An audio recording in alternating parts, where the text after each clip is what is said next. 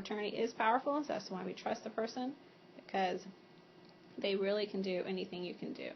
And unfortunately, the document is effective the minute it's signed, so you do not necessarily have to be incapacitated for the person to act, because there are some companies that will take a copy of the power of attorney and not request a document from a doctor saying you're incapacitated.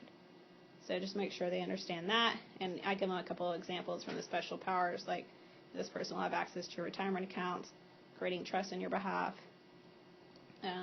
access to, changing beneficiary designations, annuities, changing when an asset is owned, doing Medicaid planning. So basically anything that could at some point change their estate plan, that's what they're initialing.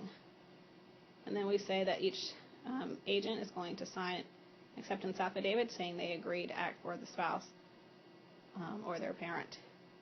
So that's the power of attorneys. Next document is the HIPAA release, and that just says that it's a generic release giving access to the spouse and kids of any medical information they may need, which is basically if they need proof that you're incapacitated, or if they need a second opinion, or just to find out how mom or dad's doing in the hospital, or spouse, you need that generic release.